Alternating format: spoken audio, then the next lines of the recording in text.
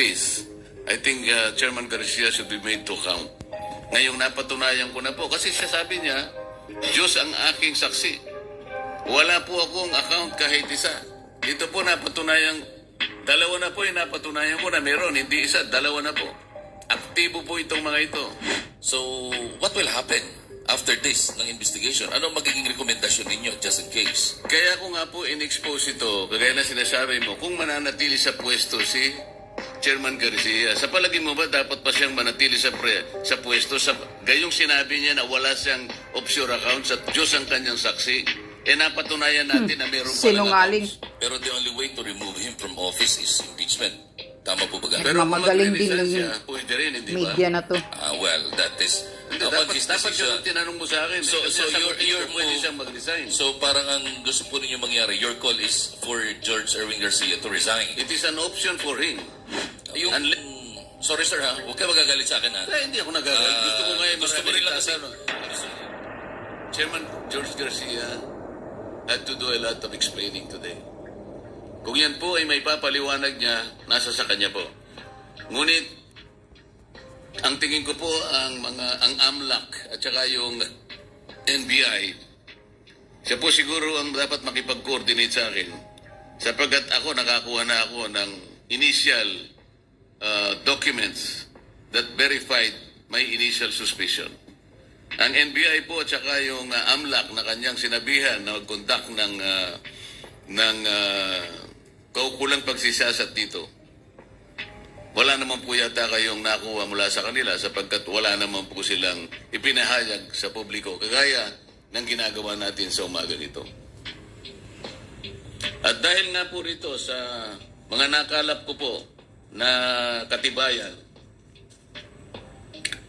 dahil medyo mahirap po, inaamin ko at magastos, ay naghain na po talaga ako ng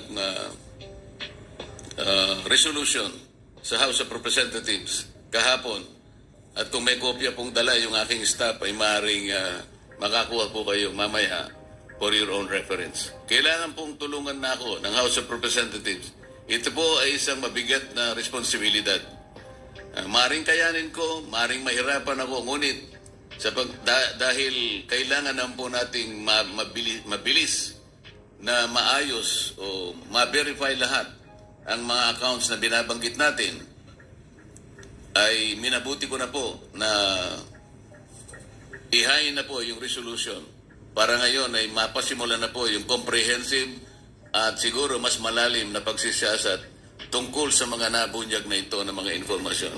Ang pinag-uusapan po natin ay yung susunod na eleksyon. Kailangan po mapanatili yung integridad, yung kalinisan, yung katapatan ng ating eleksyon. Ito lamang po kasi ang paraan para yung mamamayan, magkaroon sila ng karapatan, mapili nila yung mga tao na gusto nila na sila ang maglilingkod sa kanila. Paano mangyayari po yun kung mayroong pagdududa doon pa lamang sa mga mekanismo, doon pa lamang sa sistema na pinrocure ng COMELEC na hanggang ngayon ay hindi nila maipaliwanag kung nasaan po yung katibayan na hinihingi ng batas para mapanatili natin ang kasiguruhan ng isang malinis, orderly at tapat na pagkukondak ng eleksyon sa ating bansa sa susunod na taon. Kaya yun po yung pinaka-importante. Kaya kahit na po mahirap, kahit magastos, ay pinili ko pong tahakin yung direksyon na yun. May laban ko lamang yung aking naunang pagsususpecha na may problema sa bahaging ito. At ngayon po napatunayan na natin at mapapatunayan pa po natin sa mga susunod na araw kapag yung pong mga reports ay nakalap na natin. Magtiyaga lang po tayong maghintay ng konti sapagkat sabi ko nga sa inyo, medyo may kahirapan po ang pagsisiyasat sa mga bahagi ito. Maraming salamat po sa inyong pagdating at kung meron po kayong tanong ay pipilitin po nating sagutin. Dixon Intakop na 25. Based on your presentation, it seems that you are correct. Very conclusive and you have already filed a House resolution to investigate the matter. So, kung mapatunayan Congressman Dante doon sa isasagawang House investigation what will happen to Chairman Garcia at saka yung sistemang gagamitin sa 2025 midterm election, sir? Hindi ko pa alam kung ano mangyayari kay Chairman Garcia, but I think if we are able to verify all this information, which as of now we have verified some of this, I think Chairman Garcia should be made to account. Kung ano pa po yung mangyayari, tingnan na lamang po natin sapagkat naipile pa lamang yung resolution sa House of Representatives. Pero ang gusto ko po sanang mangyari ay maging vigilant tayo sapagkat ang sinasabi ko sa inyo ay election, isang national election na mangyayari na ito'y napaka-importante po sa bahagi ng ating demokrasya, sa bahagi ng ating democratic processes. Kaya ko lamang po nililitaw ito ngayon para ipaalam sa inyo na ang pangambang ito ay nagkaroon na po ng basis. Naipakita ko po na yung sinabi niya na wala siyang account, ito po ay kinounter po ng dalawang dokumento na hawak ko ngayon which were generated by the Chase for Business. Ito po ay hindi mapasusubalian. So, ang tanong po ninyo, anong gagawin po natin ngayon? Ngayong napatunayan ko na po. Kasi siya sabi niya, Diyos ang aking saksi. Wala po akong account kahit isa. Dito po napatunayan, dalawa na po yung napatunayan ko na meron, hindi isa, dalawa na po. Aktibo po itong mga ito. Morning, sir. Eddie Galvez, FABC Network News. Sir, ano po masasabi nyo sa kay Chairman Garcia na patuloy na sa ibang commissioner? Sir, Eddie Galvez po. Eddie, ano po masasabi nyo, sir, sa ibang COMELEC commissioner na patuloy na sumusuporta kay Chairman Garcia sa kabila ng expose nyo o direct hit? I cannot speak for them. I think they should ask Chairman Garcia whether or not, mamaya bibigyan ko kayo nito Kayo na siguro mag-confront sa kanya kung totoo ito, hindi. Maring bigyan ninyo yung mga kasama niya sapagkat I think when they conducted their own press con in COMELEC, they were united in supporting the chairman. And that's good. Kung wala namang, kung malinis naman ang chairman, ba't hindi natin suportahan? But in this case, I was able to prove that there are accounts. Ito malinaw na po ito Hindi naman po magsisinungaling ito. Ito pong account na ending in 050.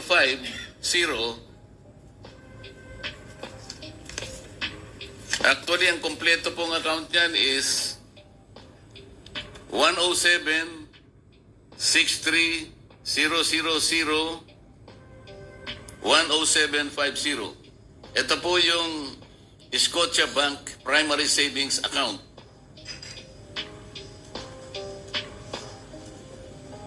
Ito naman isa na merong account ending in 8562. Ang kompletong account number, this is in Cayman National Bank.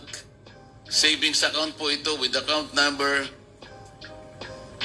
400000-012-58562. Yun po yung full number ng account na ating napatunayan na existing in the name of Chairman George Garcia.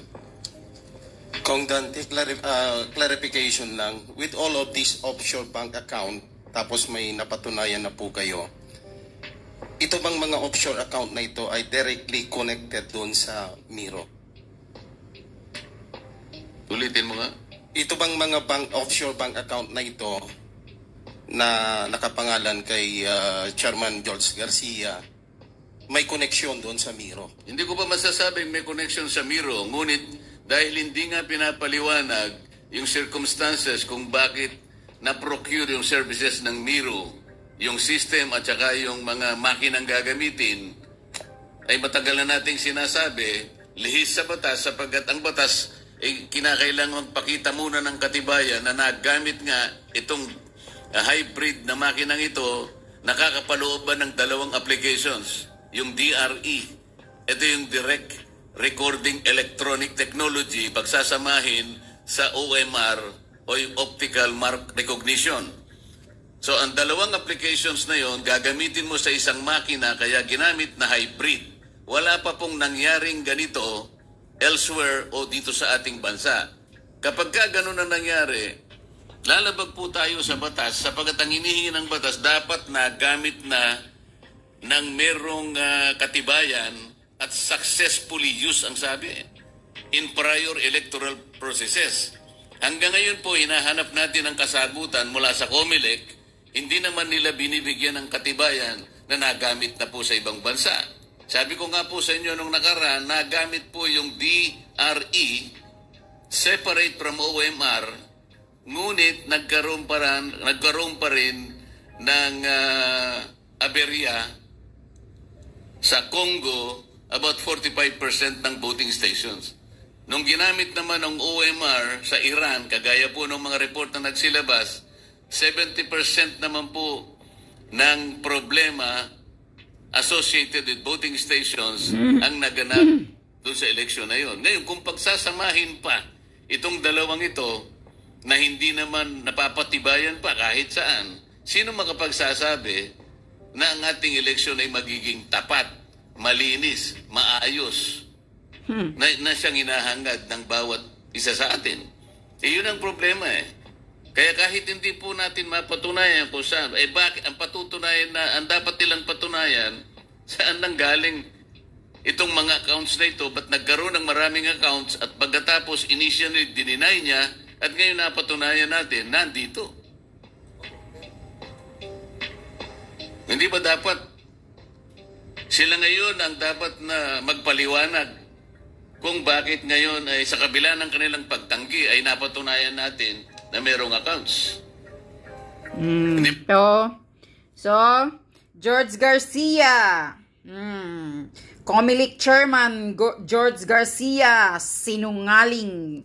Booking ang kasinungalingan mo ngayon kay Congressman Marcolita.